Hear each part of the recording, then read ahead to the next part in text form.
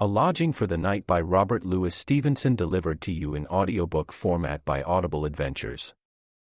It was late in November, 1456. The snow fell over Paris with rigorous, relentless persistence. Sometimes the wind made a sally and scattered it in flying vortices, sometimes there was a lull, and flake after flake descended out of the black night air, silent, circuitous, interminable. To poor people, looking up under moist eyebrows, it seemed a wonder where it all came from. Master Francis Villon had propounded an alternative that afternoon, at a tavern window. Was it only pagan Jupiter plucking geese upon Olympus? Or were the holy angels molting? He was only a poor master of arts, he went on, and as the question somewhat touched upon divinity, he durst not venture to conclude. A silly old priest from Montargis, who was among the company, treated the young rascal to a bottle of wine in honor of the jest and grimaces with which it was accompanied, and swore on his own white beard that he had been just such another irreverent dog when he was Villon's age. The air was raw and pointed, but not far below freezing, and the flakes were large, damp, and adhesive. The whole city was sheeted up. An army might have marched from end to end and not a footfall given the alarm. If there were any belated birds in heaven, they saw the island like a large white patch, and the bridges like slim white spars on the black ground of the river. High up overhead the snow settled among the tracery of the cathedral towers. Many a niche was drifted full, many a statue wore a long white bonnet on its grotesque or sainted head. The gargoyles had been transformed into great false noses, drooping toward the point. The crockets were like upright pillows swollen on one side. In the intervals of the wind there was a dull sound dripping about the precincts of the church. The cemetery of St. John had taken its own share of the snow. All the graves were decently covered, tall white housetops stood around in grave array, worthy burghers were long ago in bed, night-capped like their domiciles. There was no light in all the neighborhood but a little peep from a lamp that hung swinging in the church choir, and tossed the shadows to and fro in time to its oscillations. The clock was hard on 10 when the patrol went by with halberds and a lantern, beating their hands, and they saw nothing suspicious about the cemetery of St. John. Yet there was a small house, backed up against the cemetery wall, which was still awake, and awake to evil purpose, in that snoring district. There was not much to betray it from without, only a stream of warm vapor from the chimney top, a patch where the snow melted on the roof, and a few half-obliterated footprints at the door. But within, behind the shuttered windows, Master Francis Villon, the poet, and some of the thievish crew with whom he consorted, were keeping the night alive and passing round the bottle. A great pile of living embers diffused a strong and ruddy glow from the arched chimney. Before this straddled Dom Nicholas, the Picardy monk, with his skirts picked up and his fat legs bared to the comfortable warmth. His dilated shadow cut the room in half, and the firelight only escaped on either side of his broad person, and in a little pool between his outspread feet. His face had the beery, bruised appearance of the continual dringers. It was covered with a network of congested veins, purple in ordinary circumstances, but now pale violet, for even with his back to the fire the cold pinched him on the other side. His cowl had half fallen back, and made a strange excrescence on either side of his bull neck. So he straddled, grumbling, and cut the room in half with the shadow of his portly frame. On the right, Villon and Guy Tabary were huddled together over a scrap of parchment, Villon making a ballade which he was to call the Ballade of Roast Fish, and Tabary sputtering admiration at his shoulder. The poet was a rag of a man, dark, little, and lean, with hollow cheeks and thin black locks. He carried his 24 years with feverish animation. Greed had made folds about his eyes, evil smiles had puckered his mouth. The wolf and pig struggled together in his face. It was an eloquent, sharp, ugly, earthly countenance. His hands were small and prehensile, with fingers knotted like a cord, and they were continually flickering in front of him in violent and expressive pantomime. As for Tabary, a broad, complacent, admiring imbecility breathed from his squash nose and slobbering lips. He had become a thief, just as he might have become the most decent of burgesses, by the imperious chance that rules the lives of human geese and human donkeys. At the monk's other hand, Montigny and Thevenin Pensete played a game of chance. About the first there clung some flavor of good birth and training, as about a fallen angel, something long, lithe, and courtly in the person, something aquiline and darkling in the face.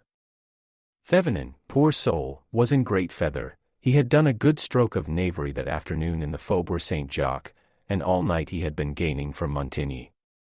A flat smile illuminated his face, his bald head shone rosily in a garland of red curls, his little protuberant stomach shook with silent chucklings as he swept in his gains. "Doubles or quits," said Thevenin. Montigny nodded grimly. "Some may prefer to dine in state," wrote Villon, "on bread and cheese on silver plate. Or help me out, Guido." Tabari giggled. "Or parsley on a golden dish," scribbled the poet. The wind was freshening without, it drove the snow before it, and sometimes raised its voice in a victorious whoop, and made sepulchral grumblings in the chimney. The cold was growing sharper as the night went on. Villon, protruding his lips, imitated the gust with something between a whistle and a groan. It was an eerie, uncomfortable talent of the poet's, much detested by the Picardy monk. "Can't you hear it rattle in the gibbet?" said Villon. "They are all dancing the devil's jig on nothing, up there. You may dance, my gallants, you'll be none the warmer. Phew, what a gust! Down went somebody just now. A medlar the fewer on the three-legged medlar tree. I say, Dom Nicholas, it'll be cold tonight on the St. Denis road?" he asked. Dom Nicholas winked both his big eyes, and seemed to choke upon his Adam's apple. Montfaucon, the great, grisly Paris gibbet, stood hard by the St. Denis road, and the pleasantry touched him on the raw. As for Tabari, he laughed immoderately over the medlars. He had never heard anything more light-hearted, and he held his sides and crowed. Villon fetched him a fillip on the nose, which turned his mirth into an attack of coughing. "Oh, stop that row," said Villon, "and think of rhymes to fish." "Doubles or quits," said Montigny, doggedly. "With all my heart," quoth Thevenin. "Is there any more in that bottle?" asked the monk. "Open another," said Villon. "How do you ever hope to fill that big hogshead, your body, with little things like bottles? And how do you expect to get to heaven? How many angels, do you fancy, can be spared to carry up a single monk from Picardy? Or do you think yourself another Elias and they'll send the coach for you?" "Homi nibus impossible," replied the monk, as he filled his glass. Tabari was in ecstasies. Villon filliped his nose again. "Laugh at my jokes, if you like," he said. Villon made a face at him. "Think of rhymes to fish," he said. "What have you to do with Latin? You'll wish you knew none of it at the great assizes, when the devil calls for Guido Tabari, Clericus the devil with the humpback and red-hot fingernails. Talking of the devil," he added, in a whisper, "look at Montigny." All three peered covertly at the gamester. He did not seem to be enjoying his luck. His mouth was a little to a side, one nostril nearly shut, and the other much inflated. The black dog was on his back, as people say, in terrifying nursery metaphor, and he breathed hard under the gruesome burden. "He looks as if he could knife him," whispered Tabari, with round eyes. The monk shuddered, and turned his face and spread his open hands to the red embers. It was the cold that thus affected Dom Nicholas, and not any excess of moral sensibility. "Come now," said Villon about this ballade. "How does it run so far?" And beating time with his hand, he read it aloud to Tabari. They were interrupted at the fourth rhyme by a brief and fatal movement among the gamesters. The round was completed, and Thevenin was just opening his mouth to claim another victory, when Montigny leaped up, swift as an adder, and stabbed him to the heart. The blow took effect before he had time to utter a cry, before he had time to move. A tremor or two convulsed his frame, his hands opened and shut, his heels rattled on the floor, then his head rolled backward over one shoulder, with eyes wide open, and Thevenin Penseed's spirit had returned to him who made it. Every one sprang to his feet, but the business was over in 2 twos.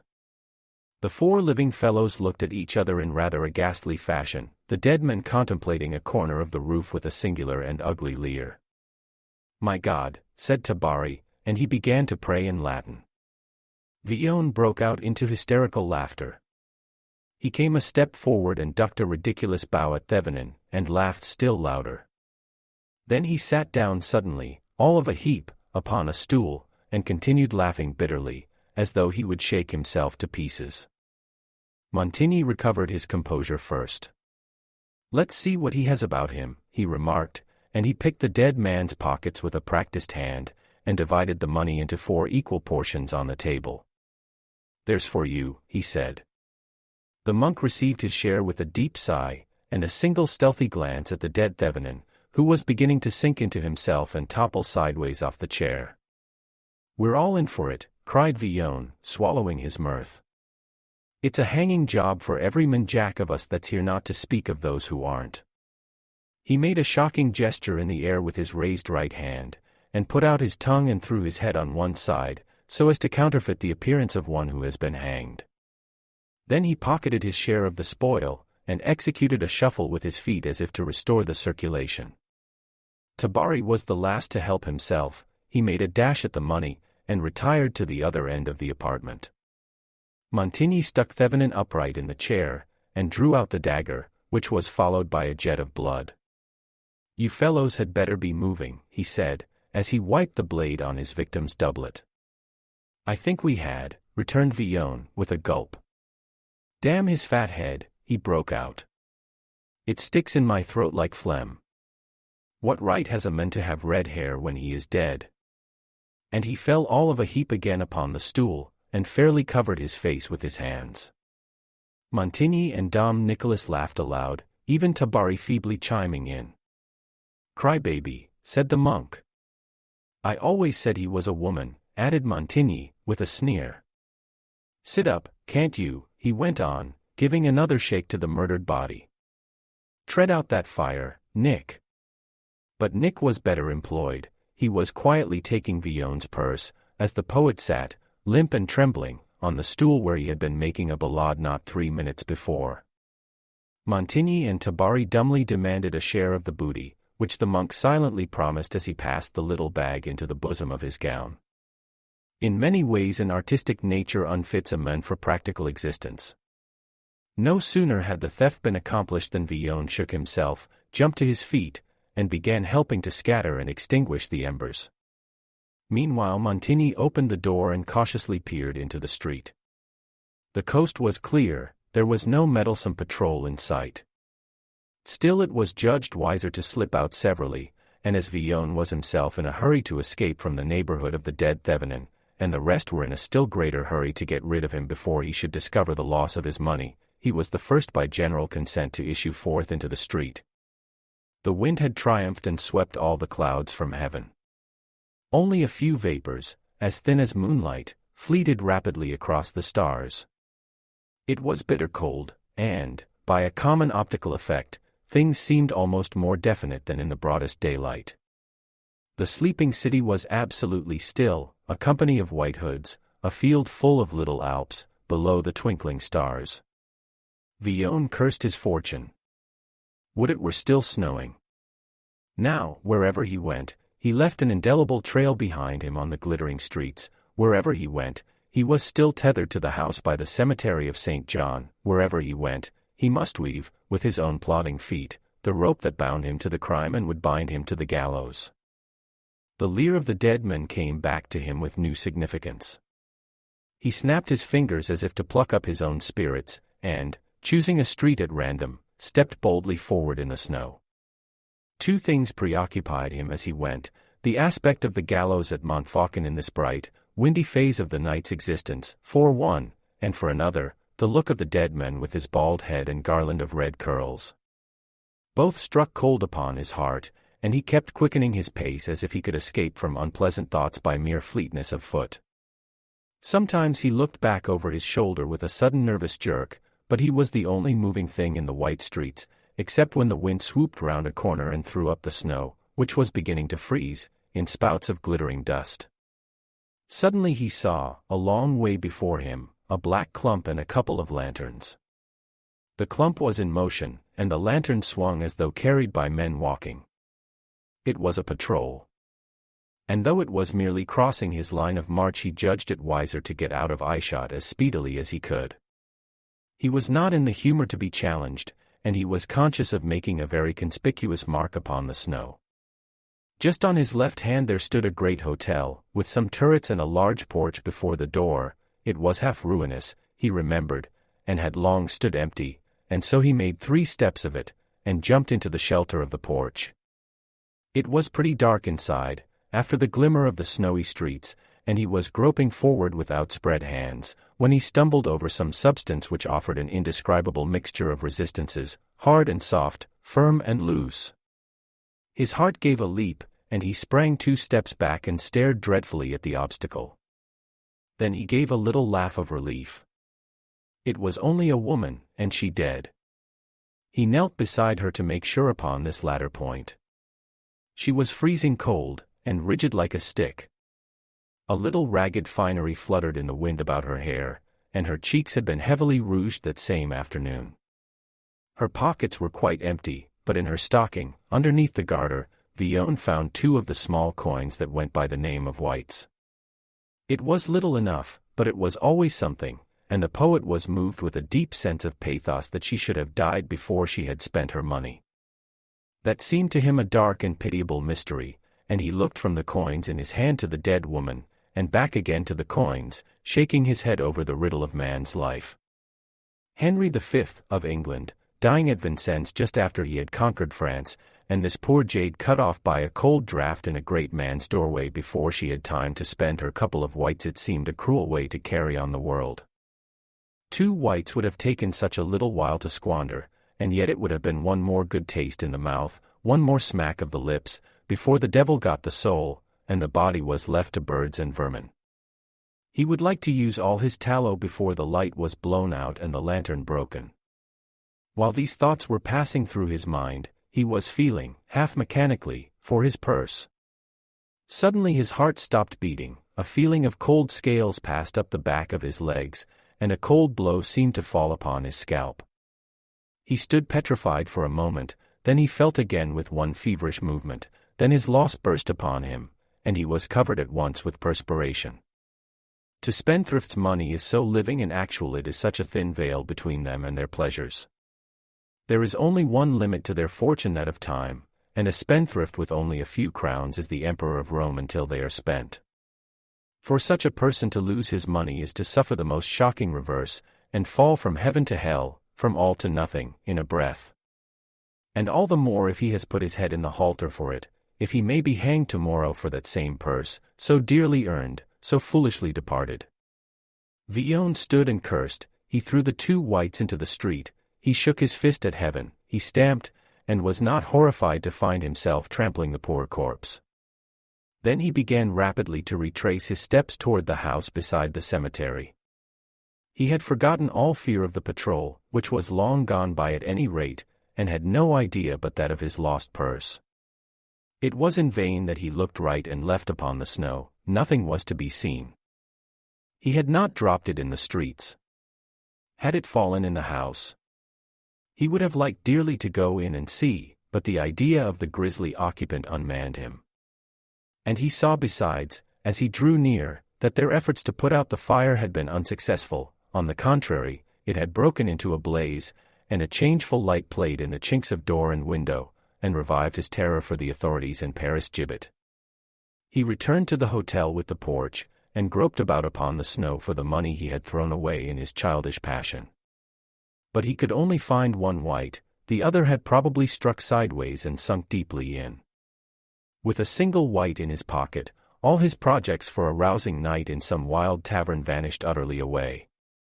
And it was not only pleasure that fled laughing from his grasp, positive discomfort, positive pain, attacked him as he stood ruefully before the porch.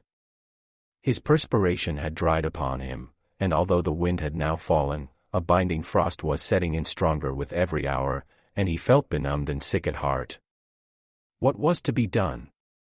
Late as was the hour, improbable as was his success, he would try the house of his adopted father, the chaplain of Saint Benoit. He ran all the way, and knocked timidly. There was no answer. He knocked again and again, taking heart with every stroke, and at last steps were heard approaching from within. A barred wicket fell open in the iron-studded door, and emitted a gush of yellow light. "Hold up your face to the wicket," said the chaplain from within. "It's only me," whimpered Villon. "Oh, it's only you, is it?" returned the chaplain, and he cursed him with foul, unpriestly oaths for disturbing him at such an hour, and bade him be off to hell, where he came from. "My hands are blue to the wrist," pleaded Villon, "my feet are dead and full of twinges, my nose aches with the sharp air, the cold lies at my heart. I may be dead before morning. Only this once, Father, and, before God, I will never ask again." "You should have come earlier," said the ecclesiastic, coolly. "Young men require a lesson now and then." He shut the wicket and retired deliberately into the interior of the house. Villon was beside himself. He beat upon the door with his hands and feet, and shouted hoarsely after the chaplain. "Wormy old fox," he cried. "If I had my hand under your twist, I would send you flying headlong into the bottomless pit." A door shut in the interior, faintly audible to the poet down long passages. He passed his hand over his mouth with an oath. And then the humor of the situation struck him, and he laughed and looked lightly up to heaven, where the stars seemed to be winking over his discomfiture. What was to be done? It looked very like a night in the frosty streets. The idea of the dead woman popped into his imagination, and gave him a hearty fright. What had happened to her in the early night might very well happen to him before morning. And he so young. And with such immense possibilities of disorderly amusement before him. He felt quite pathetic over the notion of his own fate, as if it had been someone else's, and made a little imaginative vignette of the scene in the morning when they should find his body. He passed all his chances under review, turning the white between his thumb and forefinger. Unfortunately, he was on bad terms with some old friends who would once have taken pity on him in such a plight. He had lampooned them in verses, he had beaten and cheated them, and yet now, when he was in so close a pinch, he thought there was at least one who might perhaps relent. It was a chance. It was worth trying at least, and he would go and see. On the way, two little accidents happened to him which colored his musings in a very different manner. First, he fell in with the track of a patrol, and walked in it for some 100 yards, although it lay out of his direction. And this spirited him up. At least he had confused his trail, for he was still possessed with the idea of people tracking him all about Paris over the snow, and collaring him next morning before he was awake. The other matter affected him quite differently. He passed a street corner where, not so long before, a woman and her child had been devoured by wolves. This was just the kind of weather, he reflected, when wolves might take it into their heads to enter Paris again, and alone men in these deserted streets would run the chance of something worse than a mere scare. He stopped and looked upon the place with an unpleasant interest. It was a center where several lanes intersected each other, and her child had been devoured by wolves. This was just the kind of weather, he reflected, when wolves might take it into their heads to enter Paris again, and alone men in these deserted streets would run the chance of something worse than a mere scare. He stopped and looked upon the place with an unpleasant interest. It was a center where several lanes intersected each other, and he looked down them all, one after another, and held his breath to listen, lest he should detect some galloping black things on the snow or hear the sound of howling between him and the river. He remembered his mother telling him the story and pointing out the spot, while he was yet a child. His mother. If he only knew where she lived, he might make sure at least of shelter. He determined he would inquire upon the morrow, nay, he would go and see her, too, poor old girl. So thinking, he arrived at his destination, his last hope for the night. The house was quite dark, like its neighbors, and yet after a few taps he heard a movement overhead, a door opening, and a cautious voice asking who was there.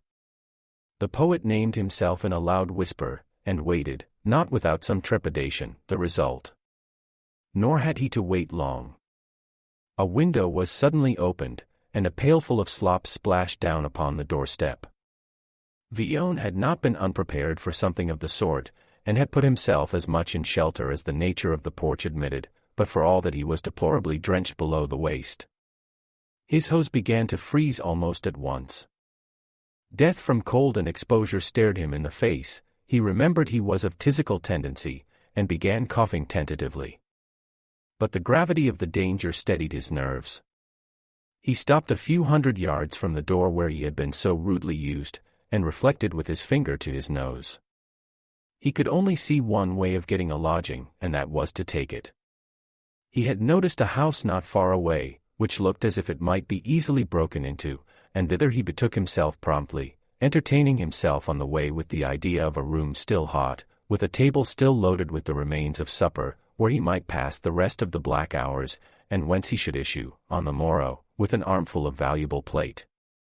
He even considered on what viands and what wines he should prefer, and as he was calling the roll of his favorite dainties, roast fish presented itself to his mind with an odd mixture of amusement and horror. "I shall never finish that ballade," he thought to himself, and then, with another shudder at the recollection, "Oh, damn his fat head," he repeated, fervently, and spat upon the snow. The house in question looked dark at first sight, but as Villon made a preliminary inspection in search of the handiest point of attack, a little twinkle of light caught his eye from behind a curtained window. "The devil," he thought. "People awake. Some student or some saint, confound the crew. Can't they get drunk and lie in bed snoring like their neighbors? What's the good of curfew, and poor devils of bell ringers jumping at a rope's end in bell towers? What's the use of day, if people sit up all night? The gripes to them." He grinned as he saw where his logic was leading him. "Every man to his business, after all," added he, "and if they're awake, by the Lord, I may come by a supper honestly for once, and cheat the devil." He went boldly to the door and knocked with an assured hand.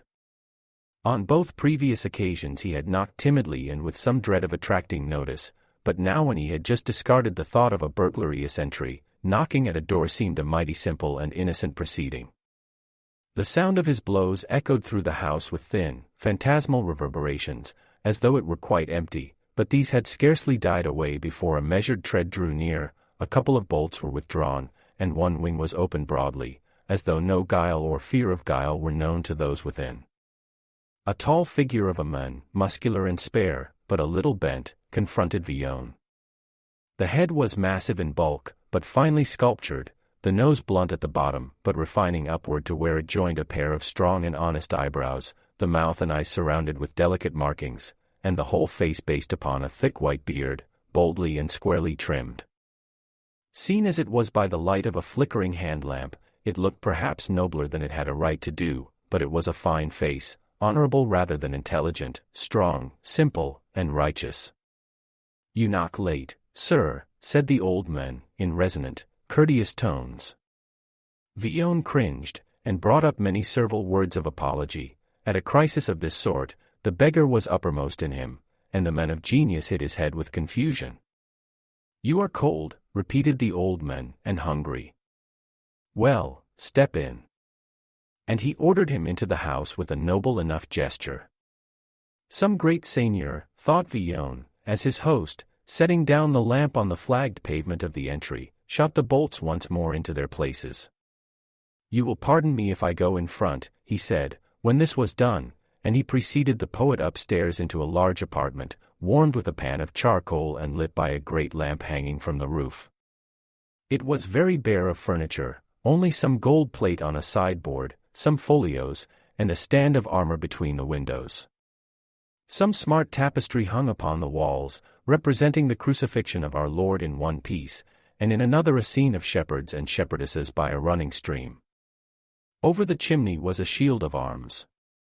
"Will you seat yourself," said the old man, "and forgive me if I leave you? I am alone in my house tonight, and if you are to eat I must forage for you myself." No sooner was his host gone than Villon leaped from the chair on which he had just seated himself, and began examining the room with the stealth and passion of a cat. He weighed the gold flagons in his hand, opened all the folios, and investigated the arms upon the shield, and the stuff with which the seats were lined. He raised the window curtains, and saw that the windows were set with rich stained glass in figures, so far as he could see, of martial import. Then he stood in the middle of the room, drew a long breath, and retaining it with puffed cheeks, looked round and round him, turning on his heels, as if to impress every feature of the apartment on his memory. 7 pieces of plate, he said. If there had been 10, I would have risked it. A fine house, and a fine old master, so help me all the saints. And just then, hearing the old man's tread returning along the corridor, he stole back to his chair, and began humbly toasting his wet legs before the charcoal pan. His entertainer had a plate of meat in one hand and a jug of wine in the other. He set down the plate upon the table, motioning Villon to draw in his chair, and going to the sideboard, brought back 2 goblets, which he filled. I drink your better fortune, he said gravely, touching Villon's cup with his own. To our better acquaintance, said the poet, growing bold. A mere man of the people would have been awed by the courtesy of the old seigneur, but Villon was hardened in that matter. He had made mirth for great lords before now, and found them as black rascals as himself. And so he devoted himself to the viands with a ravenous gusto, while the old man, leaning backward, watched him with steady, curious eyes. You have blood on your shoulder, my men, he said. Montigny must have laid his wet right hand upon him as he left the house. He cursed Montigny in his heart. It was none of my shedding, he stammered. I had not supposed so, returned his host, quietly. A brawl. Well, something of that sort, Villon admitted, with a quaver. Perhaps a fellow murdered. Oh no, not murdered, said the poet, more and more confused. It was all fair play, murdered by accident. I had no hand in it, God strike me dead, he added, fervently. One rogue the fewer, I dare say, observed the master of the house. You may dare to say that, agreed Villon, infinitely relieved. As big a rogue as there is between here and Jerusalem. He turned up his toes like a lamb. But it was a nasty thing to look at. I dare say you've seen dead men in your time, my lord, he added, glancing at the armor. Many, said the old man. I have followed the wars, as you imagine. Villon laid down his knife and fork, which he had just taken up again. Were any of them bald? He asked. Oh yes, and with hair as white as mine. I don't think I should mind the white so much, said Villon. His was red. And he had a return of his shuddering and tendency to laughter, which he drowned with a great draught of wine. I'm a little put out when I think of it, he went on. I knew him, damn him. And then the cold gives 'em and fancies, or the fancies give 'em and cold, I don't know which. Have you any money? Asked the old man. I have one white, returned the poet, laughing. I got it out of a dead jade stocking in a porch. She was as dead as Caesar, poor wench, and as cold as a church, with bits of ribbon sticking in her hair. This is a hard winter for wolves and wenches and poor rogues like me. I, said the old man, am Enguerrand de la Feuilly, Seigneur de Bristout, Bailly du Pontautrac. Who and what may you be? Villon rose and made a suitable reverence. I am called Francis Villon, he said, a poor master of arts of this university. I know some Latin, and a deal of vice. I can make chansons, ballades, lays, virelays, and roundels, and I am very fond of wine. I was born in a garret, and I shall not improbably die upon the gallows. I may add, my lord, that from this night forward I am your lordship's very obsequious servant to command.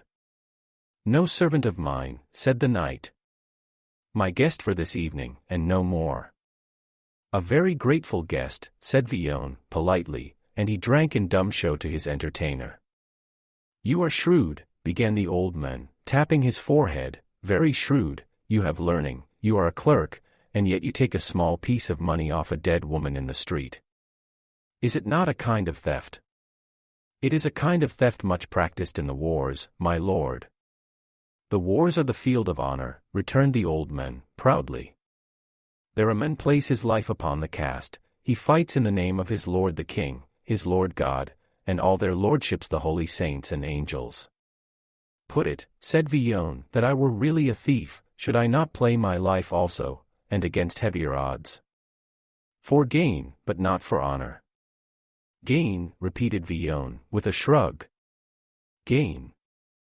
The poor fellow wants supper, and takes it. So does the soldier in a campaign. Why, what are all these requisitions we hear so much about? If they are not gain to those who take them, they are loss enough to the others.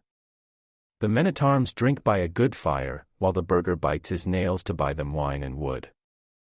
I have seen a good many ploughmen swinging on trees about the country. I have seen 30 on one elm, and a very poor figure they made, and when I asked someone how all these came to be hanged, I was told it was because they could not scrape together enough crowns to satisfy the men-at-arms. These things are a necessity of war, which the low-born must endure with constancy. It is true that some captains drive over hard, there are spirits in every rank not easily moved by pity, and indeed many follow arms who are no better than brigands. You see, said the poet, you cannot separate the soldier from the brigand, and what is a thief but an isolated brigand with circumspect manners? I steal a couple of mutton chops, without so much as disturbing people's sleep, the farmer grumbles a bit, but sups none the less wholesomely on what remains. You come up blowing gloriously on a trumpet, take away the whole sheep, and beat the farmer pitifully into the bargain. I have no trumpet, I am only Tom, Dick, or Harry, I am a rogue and a dog, and hanging's too good for me with all my heart, but just ask the farmer which of us he prefers, just find out which of us he lies awake to curse on cold nights. Look at us too, said his lordship. I am old, strong, and honored. If I were turned from my house tomorrow, hundreds would be proud to shelter me. Poor people would go out and pass the night in the streets with their children, if I merely hinted that I wished to be alone. And I find you up, wandering homeless, and picking farthings off dead women by the wayside. I fear no man and nothing, I have seen you tremble and lose countenance at a word. I wait God's summons contentedly in my own house, or, if it please the king to call me out again, upon the field of battle. You look for the gallows, a rough, swift death, without hope or honor. Is there no difference between these two? As far as to the moon, Villon acquiesced.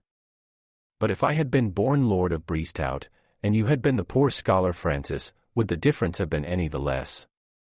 Should not I have been warming my knees at this charcoal pan, and would not you have been groping for farthings in the snow? Should not I have been the soldier, and you the thief? A thief, cried the old man. I a thief. If you understood your words, you would repent them. Villon turned out his hands with a gesture of inimitable impudence. If your lordship had done me the honor to follow my argument, he said. I do you too much honor in submitting to your presence, said the knight. Learn to curb your tongue when you speak with old and honorable men, or someone hastier than I may reprove you in a sharper fashion. And he rose and paced the lower end of the apartment, struggling with anger and antipathy. Villon surreptitiously refilled his cup, and settled himself more comfortably in the chair, crossing his knees and leaning his head upon one hand and the elbow against the back of the chair. He was now replete and warm, and he was in no wise frightened for his host, having gauged him as justly as was possible between two such different characters. The night was far spent, and in a very comfortable fashion after all, and he felt morally certain of a safe departure on the morrow. Tell me one thing, said the old man, pausing in his walk, are you really a thief? I claim the sacred rights of hospitality, returned the poet. My lord, I am. You are very young, the knight continued. I should never have been so old, replied Villon, showing his fingers, if I had not helped myself with these 10 talents. They have been my nursing mother's and my nursing father's. You may still repent and change. I repent daily, said the poet. There are few people more given to repentance than poor Francis. As for change, let somebody change my circumstances. A man must continue to eat, if it were only that he may continue to repent. The change must begin in the heart, returned the old man, solemnly. My dear lord, answered Villon, do you really fancy that I steal for pleasure? I hate stealing, like any other piece of work or of danger. My teeth chatter when I see a gallows. But I must eat, I must drink, I must mix in society of some sort. What the devil? Man is not a solitary animal cui deus fomenam tradit.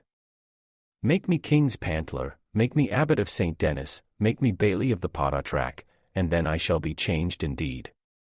But as long as you leave me the poor scholar Francis Villon, without a farthing, why, of course, I remain the same. The grace of God is all-powerful. I should be a heretic to question it, said Francis. It has made you Lord of Bristout and Bailey of the Podatrack. It has given me nothing but the quick wits under my hat and these 10 toes upon my hands. May I help myself to wine? I thank you respectfully. By God's grace, you have a very superior vintage. The Lord of Bristout walked to and fro with his hands behind his back. Perhaps he was not yet quite settled in his mind about the parallel between thieves and soldiers, perhaps Villon had interested him by some cross-thread of sympathy, perhaps his wits were simply muddled by so much unfamiliar reasoning, but whatever the cause, he somehow yearned to convert the young man to a better way of thinking, and could not make up his mind to drive him forth again into the street. There is something more than I can understand in this, he said at length. Your mouth is full of subtleties, and the devil has led you very far astray, but the devil is only a very weak spirit before God's truth, and all his subtleties vanish at a word of true honor, like darkness at morning. Listen to me once more. I learned long ago that a gentleman should live chivalrously and lovingly to God, and the king, and his lady, and though I have seen many strange things done, I have still striven to command my ways upon that rule. It is not only written in all noble histories, but in every man's heart, if he will take care to read. You speak of food and wine, and I know very well that hunger is a difficult trial to endure, but you do not speak of other wants, you say nothing of honor, of faith to God and other men, of courtesy, of love without reproach. It may be that I am not very wise, and yet I think I am, but you seem to me like one who has lost his way and made a great error in life. You are attending to the little wants, and you have totally forgotten the great and only real ones, like a man who should be doctoring toothache on the judgment day. For such things as honor and love and faith are not only nobler than food and drink, but indeed I think we desire them more, and suffer more sharply for their absence. I speak to you as I think you will most easily understand me. Are you not, while careful to fill your belly, disregarding another appetite in your heart, which spoils the pleasure of your life and keeps you continually wretched? Villon was sensibly nettled under all this sermonizing. You think I have no sense of honor, he cried. I'm poor enough, God knows. It's hard to see rich people with their gloves, and you blowing in your hands.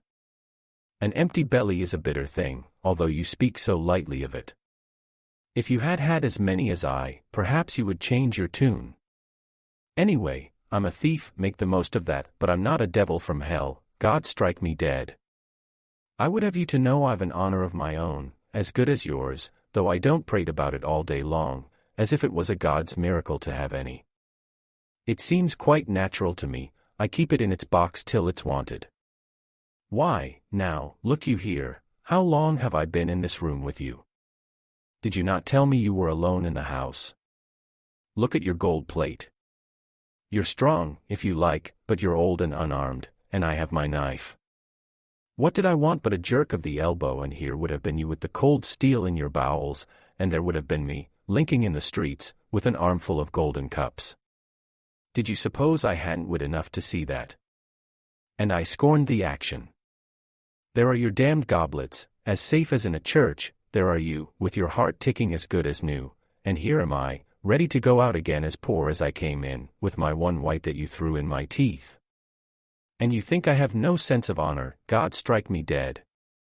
The old man stretched out his right arm. I will tell you what you are, he said. You are a rogue, my man, an impudent and black-hearted rogue and vagabond. I have passed an hour with you. Oh, believe me, I feel myself disgraced. And you have eaten and drunk at my table. But now I am sick at your presence, the day has come, and the night bird should be off to his roost. Will you go before, or after? Which you please, returned the poet, rising. I believe you to be strictly honorable.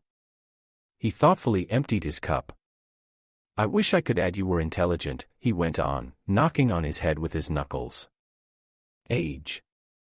Age. The brain stiff and rheumatic.